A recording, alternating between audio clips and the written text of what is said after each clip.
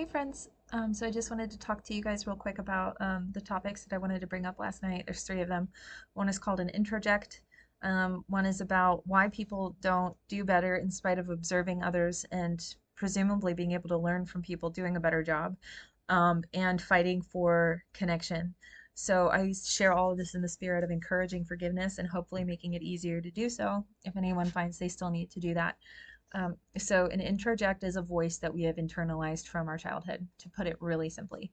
Our brains are formed, all of our neural networks are formed based off of a multitude of things. One is genetics, but then after we're born, our neural wiring is based off our environment growing up. So our home, our relationships, our parents, our siblings, where we live, the language that's spoken, our churches or not, etc. All of that shapes our sense of identity and who we are. So we're looking to the people who raise us and who we live around to give us an idea of who we are, which is why a lot of people I see who go through a lot of neglect in childhood or abuse, or they don't get a lot of attunement from their parent in the way of like eye contact and helping them process through feelings and hugs and things like that, will as adults say, I don't know who I am.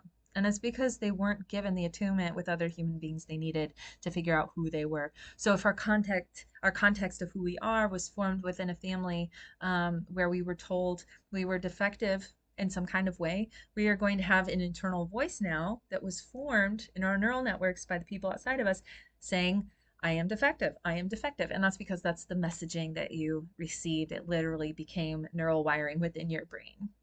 And that's why therapy is really helpful, especially things like EMDR, for undoing emotional beliefs that we hold implicitly in the right hemisphere, like muscle memory. And it just is a habitual way of thinking. And our logical mind, which is more left hemisphere, does not talk to this side. All right. Not without help or assistance.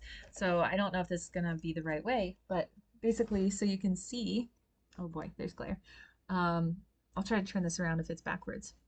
But our left brain is our logical mind, and our right brain is holds a lot of like abstract thinking, imagination, our emotions, those habitual patterns that we have, those beliefs like I'm unlovable and I'm worthless, and the ways they make us behave, like I don't know, isolating yourself from people because you fear you're unlovable and you're going to be rejected. See how it informs our decisions?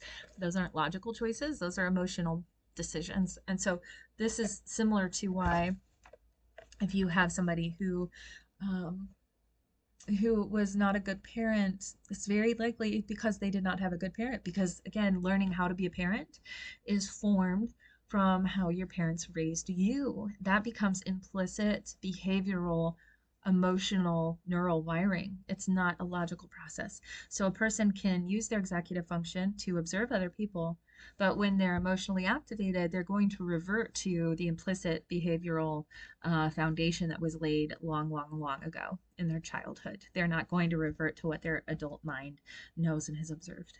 That's not the way human brains work, especially under stress. So that sort of automatic behavior that was learned in childhood is what comes to the forefront, unfortunately, when people become parents themselves, unless they go to therapy or counseling or get some other direction in terms of how to separate themselves and break those generational curses and do things differently. The last bit is called fighting for connection. So something that I want to show you all is, here I go, on my notes. I'm going to use just letters for parent and child. So there's P and C, right? So ideally, in an ideal world, a parent gives love and resources and attention and affection to their child. They're giving them lots of eye contact, right? Love and care. Um, in some households, that doesn't happen. In some households, that doesn't happen. And so, what ends up happening if the parent isn't giving the child what they need in terms of emotional resources, attunement, time, guidance, love, encouragement, then the child is going to start giving those things to the parent instead. And this is where we see children becoming like little adults. They're like caretakers in the family. They're always taking care of their parents' feelings. And what they're hoping for is if I take care of mom or dad's needs, then they will reciprocate and they'll give it back to me. Right? That's what they're hoping for. Unfortunately, that doesn't always happen. Um, so, in an environment where a child does not automatically get the love and care that they need from the parent, and they also have tried to elicit it by being really good, by doing things right, by being a caretaker for their siblings or their parents or both, when that's not reciprocated, what then ends up happening is the child might actually either completely detach from the parents emotionally or otherwise, or they might start to fight their parents, right? And this is going to be a really lovely cartoon. Um, so what ends up happening there, so you see, now maybe the child fights the parent as a means to, I'm so sorry, the glare, as a means to try to secure any kind of connection. Because as far as the kid is concerned, this is the last resort. The only way I connect with people is by fighting with them. So this was how my mother was. She used to just call me to start fights at like 9 or 10 p.m. Because she was lonely. But she grew up in a high conflict home. And fighting was the norm. Screaming at each other was the norm. Throwing things at each other was the norm. Hitting each other was the norm because there wasn't any real deep, attuned, healthy, loving connection in the family. And so she learned that how you connect with people is fighting with them. And that's how some people are, unfortunately, and it wreaks havoc in everybody else's lives.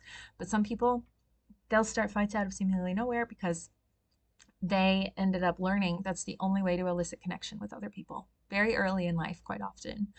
And often that comes from, again, not getting enough attunement, time, connection, healthy interpersonal time. A person can have all of their needs taken care of. They can be fed, have a roof over their heads, have clothes, be going to school, but still not have a healthy emotional life at home. And that is one of the most detrimental things to human mental health. So I hope that these three topics have lit some light bulbs for you and made it maybe a little easier to forgive some things. And I'm happy to answer more questions. If anyone has them, just shoot me a message or we can talk next week or another time. All right. Bye bye.